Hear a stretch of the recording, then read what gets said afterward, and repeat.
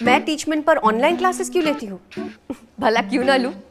ये इंडिया का एक लौता प्लेटफॉर्म है जो 100% फ्री है, बिना किसी लिमिट के। और नई शुरुआत करने के लिए इससे बेहतर और क्या होगा? बस एक स्मार्टफोन चाहिए और सुहानी शर्मा की ऑल इंडिया इंग्लिश क्लासेस हो गई शुरू। इसीलिए तो कहते हैं कि टीचमेंट पर टीचिंग आसान है। तो आज ही डाउनलोड करें टीचमेंट, इंडिया का नंबर 1 टीचिंग ऐप। बैक का मुद्दा था। आज एसपीएनपी में धरना घोषित किए थे। बैक प्रशिक्षु, आम बैक प्रशिक्षु जो भी थे, जिनका बैक लगा हुआ था, उन्होंने पीएनपी में आज धरना घोषित किया हुआ था, जिसके सहयोग में जो है प्रदेश उपाध्यक्ष धर्मेंद्र सिंह जी वहां उपस्थित थे। हमारे पास भी वहां से फ़ोन कॉल आ रहे थे प्रशिक्षु साथियों के। हम उनसे यही कहे थे कि आप लोग परेशान ना होइए, धर्मेंद्र जी वहां पहुंच रहे हैं।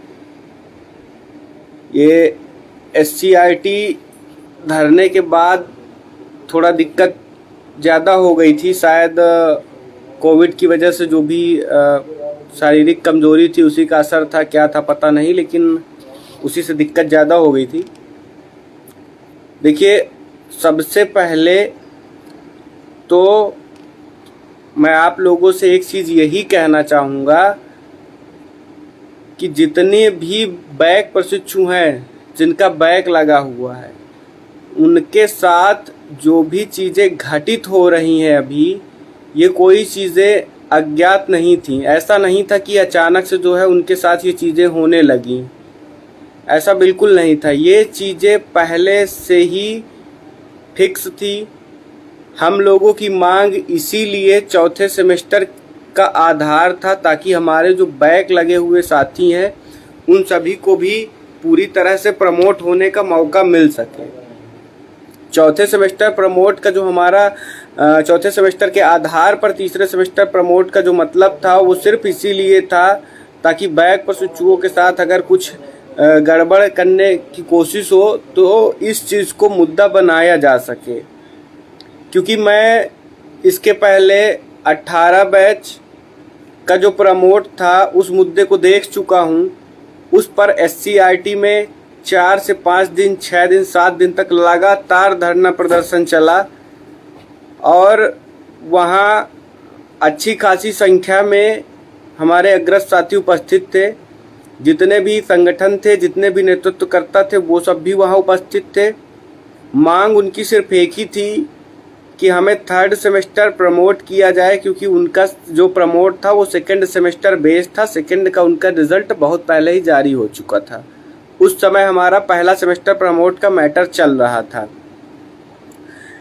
तो इन सब चीज़ों को जब मैंने देखा तो वहाँ किसी भी तरह से एससीईआरटी या अधिकारी कोई भी मानने को तैयार नहीं थे उनकी बात को। अंत में उन्होंने अपना प्रस्ताव बदला, अपनी मांग बदली, और मांग बदलने के बाद यही कि ठीक है, अगर आप नहीं करवा सकते तो हमारे आप एग्ज़ाम समय से कंडक्ट करा लीजिए। उसमें फिर यही हुआ कि आप लोगों का एग्ज़ाम आपके बैच के चौथे सेमेस्टर एग्ज़ाम के साथ तो नहीं हो पाएगा, लेकिन हम जल्द से जल्द उसे 1-2 महीने के अंदर कराने की पूरी कोशिश करेंगे। वहाँ से एक ऑफिशियल लेटर जारी हुआ, जनवरी लास्ट तक में आपका एग्ज़ाम कराया जाएगा। फिर वही एग्ज़ाम संभवतः प्रथम सप्ताह फरवरी में हुआ है, अभी ही 18 बैच का। तो आज जो पीएनपी में हुआ, वहाँ से जो निर्णय लिया गया वो सेम उसी के आधार पर था, सेम उसी की तरह है। एक चीज़ और बता दूं, क्योंकि कल से मैं लगातार देख रहा हूँ ज़मीनी स्तर पर संघर्ष कम, पैसा लेकर कोर्ट के माध्यम से संघर्ष करने की ज़्यादा कोशिश की जा रही है। उस संघर्ष में हमारे बैच के साथी तो कम इन्वॉल्व हैं, उससे ज़्यादा हमारे अग्रज भाइयों को चिंता है कि हम कोर्ट के माध्यम से इन्हें न्याय दिलाएंगे। अगर आप लोगों को इतनी चिंता है तो ज़मीनी स्तर पे आइए, बैक प्रशिक्षुओं का साथ दीजिए, न्याय दिलाइए। कोर्ट जाने का सीधा सा मतलब है कि वो केस चलता रहेगा और अंततः मैं आप लोगों को बता दूं, होगा वही जो आज पीएनपी में कहा गया है। इससे अलग कुछ नहीं होगा, क्योंकि 18 बैच कोर्ट भी गया, हाई कोर्ट गया, 2-2, 3-3 याचिकाएं दायर हुई, उन पर केस लड़ा गया। केस लड़ने के बाद जो वहाँ का डिसीजन आया माननीय जज जी का, वो सिर्फ यही था कि जो SCRT PNP से आदेश जारी हुआ है सेम उसी को फॉलो किया जाएगा। वो लोग कोर्ट का केस हार गए। तो मैं एक चीज़ बता दूं कि जब एक डिसीजन उसी मुद्दे पे पिछले बैच का और DLED का ही आया हुआ है, अगर हम कोर्ट जाने का रास्ता अपनाएंगे तो संभवतः हो सकता है कि कुछ दिन तक कोर्ट में केस चले। फोर्थ बेस प्रमोट है, मुद्दे में थोड़ा बहुत मजबूती हो सकती है, लेकिन जितना मैं जानता हूँ वो उसी आदेश को देखते हुए पुनः यही होगा कि जो PNP और SCRT में हो रहा है, जो वहाँ से आदेश जारी हुआ है वही लागू कर दिया जाएगा न्यायपालिका द्वारा। तो कोर्ट जाने का तो कोई भी मतलब नहीं है। उल्टा बैक पर से चुप फंस सकते हैं जो अभी SCRT और PNP में धरना देकर किसी तरह से जल्दी कोर्स पूरा करवा सकते हैं, वो कोर्ट के चक्कर में फंस जाएंगे। फंसने के बाद संभवतः जो 1-2% चांस बनेगा भी शिक्षक भर्ती का, वो भी खत्म हो जाएगा। अभी मैं एक चीज़ ये बता दूं कि आप लोग शिक्षक भर्ती से अभी बाहर नहीं हैं। अभी बाहर बिल्कुल मत अपने आप को समझिए, क्योंकि 10 सितंबर तक जैसे कि आश्वस्त आज किया गया है कि आप लोगों के बैक पेपर करवा लिए जाएंगे, उसके बाद आप लोगों को 3rd में प्रमोट होने का मौका दिया जाएगा। तो अगर आप लोगों के बैक पेपर 10 सितंबर तक कंडक्ट हो जाते हैं तो हम लोग कुछ भी करेंगे, कितना भी बड़ा धरना रखेंगे, आप लोग सहयोग दीजिएगा, साथ दीजिएगा। धरना PNP पर ही होगा क्योंकि रिजल्ट PNP को ही बनाना है, PNP को ही जारी करना है। बिना लेट किए 15 से 20 दिन के बाद एग्ज़ाम के तुरंत एक धरना देना पड़ेगा PNP के ऊपर, सिर्फ दबाव बनाने के लिए, ताकि कापियां जल्द से जल्द भेजकर उनका मूल्यांकन कराया जाए एवं जल्दी से जल्दी उसका रिजल्ट जारी किया जाए। एक चीज़ मैं और आप लोगों को बता दूं कि अगर 10 सितंबर तक आप लोगों के बैक पेपर हो जाते हैं तो सीधी सी बात है कि टेट उसके बाद ही आएगा, उसके पहले टेट नहीं आने वाला है किसी भी तरह से। टेट तो वैसे भी अभी एकदम विवाद का विषय बन चुका है। कभी डेट आती है दिसंबर में होगा, कभी डेट आती है अक्टूबर में होगा, वो पूरी तरह से विवादित हो चुका है। एक अनुमान एवं कुछ अधिकारियों से बातचीत का परिणाम मैं आप लोगों को बता दूं, वो ये है कि अक्टूबर के पहले टेट किसी भी तरह से संभव नहीं समझ लग रहा है मुझे। तो बैक प्रशिक्षुओं के पास मौका है टेट में शामिल होने का, अगर 10 सितंबर तक डेट शीट जारी होकर एग्ज़ाम उनका कंडक्ट हो जाता है। उसके लिए जो सबसे बड़ी आवश्यकता है, देखिए कोई आपके लिए लड़ने जाए ना जाए, आज बहुत अच्छा लगा कि आप सभी लोग अपने लिए खुद लड़ने आए।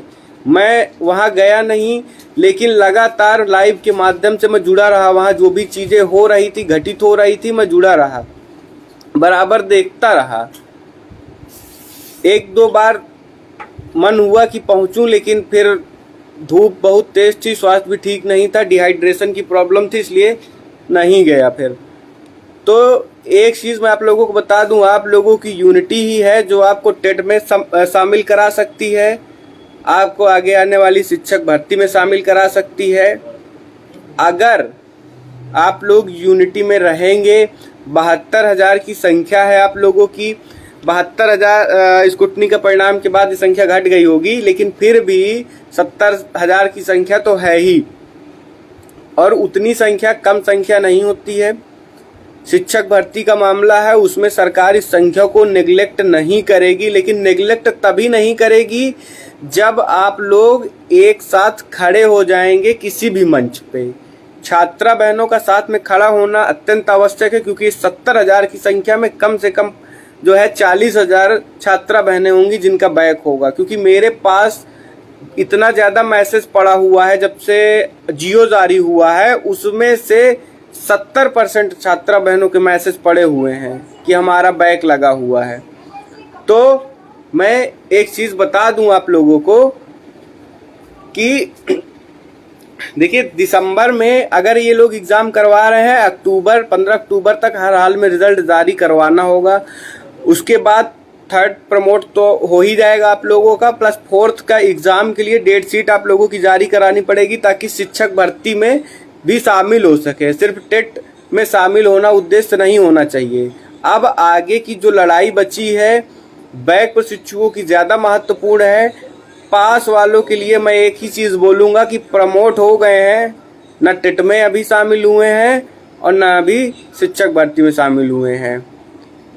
एक प्रमोट का परिणाम अभी तक नहीं आया हुआ है पहले सेमेस्टर का। मुझे आज बहुत एक चीज़ ये कहना चाहूँगा, बहुत दुख हुआ। मैंने कई लोगों की स्टोरी देखी, कुछ हमारे प्रशिक्षु साथी जो निराश होकर आत्महत्या का कार्य किए, मैंने उसको देखा, वो बिल्कुल भी उचित नहीं था। मेरे पास फोन भी आया था 2-3 प्रशिक्षुओं का जो ये कार्य करने जा रहे थे। मैं एक चीज़ और बता दूं, नाम नहीं लूंगा। फोन आया था मेरे पास जो ये कार्य करने जा रहे थे, उसमें से 2 छात्रा बहनें थी, एक छात्र था। छात्र मिर्जापुर जिले का था। उन्होंने कहा कि अगर हम नहीं, हमारे में कुछ हो रहा है, हम यही कार्य करेंगे। हमने सीधे से उनसे कहा था कि देखो, ये अंत नहीं है, ये शुरुआत है जिंदगी की, जो आगे चल के अभी अनेक संघर्षों में बदलेगी। तो देखिए, कोई भी परिस्थिति हो, ये कार्य बिल्कुल मत कीजिएगा जो आज हुआ।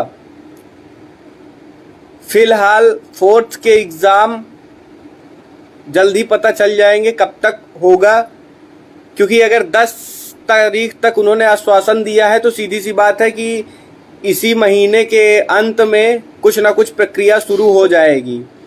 अगर इस महीने के अंत तक प्रक्रिया शुरू नहीं होती है तो एक चीज़ आप लोग मान लीजिए कि एग्ज़ाम 10 सितंबर के आसपास संभव नहीं हो पाएगा, क्योंकि एग्ज़ाम की प्रक्रिया पूरी होने में ही कम से कम 7 से 8 दिन, 10 दिन का समय लग जाता है।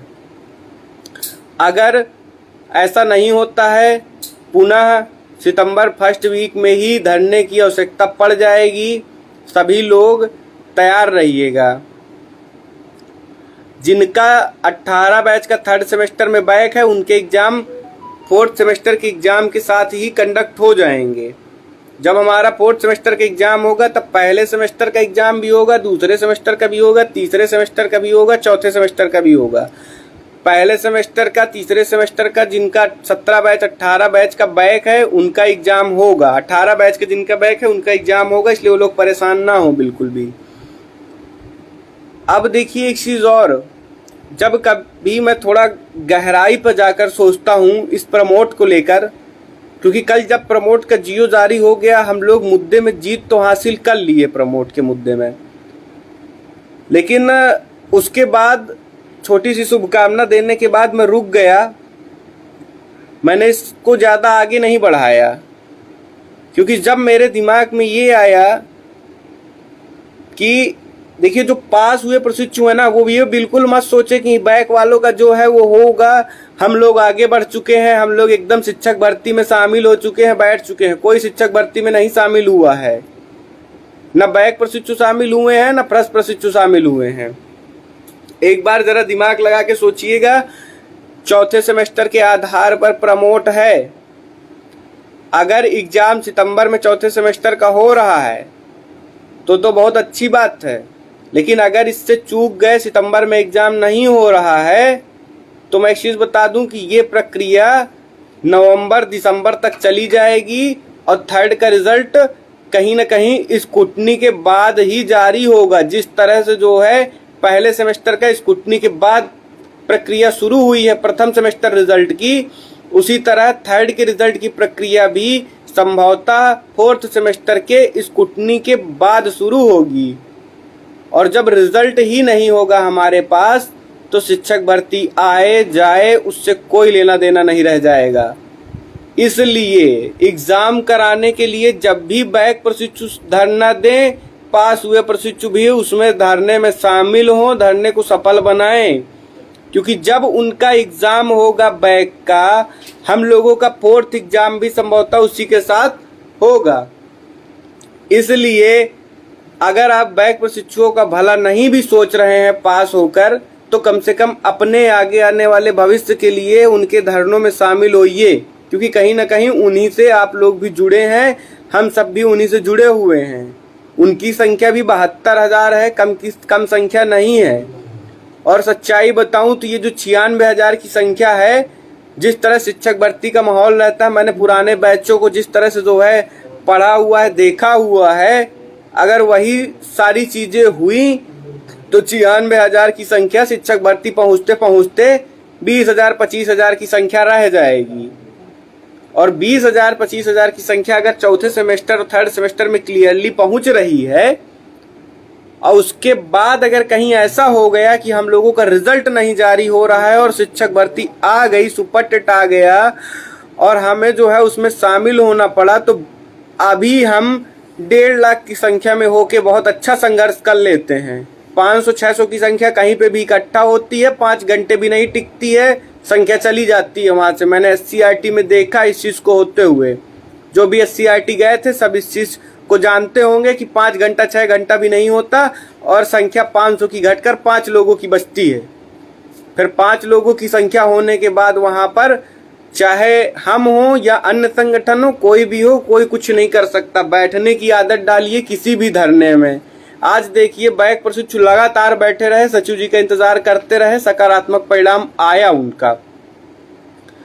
तो अगर शिक्षक भर्ती आ जाती है और हम उस समय तक अपना परिणाम नहीं जारी करवा पाते हैं, तो मैं एक चीज बता दूं आप लोगों को कि अगर हमारे साथ बैक प्रशिक्षु भी वहां तक शामिल हो जाएंगे, पहुंच चुके रहेंगे, तो वो लोग भी हमारा सहयोग करेंगे उन सारी चीजों में। अन्यथा की दृष्टि में उस समय संघर्ष करना बहुत मुश्किल हो जाएगा, क्योंकि हम लोगों में अभी ये आदत नहीं है कि हम धरने में जाके बैठें और लगातार बैठे रहें। लगातार बैठने की बात तो बहुत दूर की, हम बैठते ही नहीं हैं। सब जाते हैं, खड़े रहते हैं, ये लगता है कि 1 से 2 घंटे में कुछ ना कुछ सकारात्मक परिणाम आ ही जाएगा, चलते हैं घर। ऐसा बिल्कुल नहीं होने वाला है। आगे चल के शिक्षक भर्ती की लड़ाई जब भी होगी, धरना 1 से 2 दिन चलेगा, लंबा धरना चलेगा।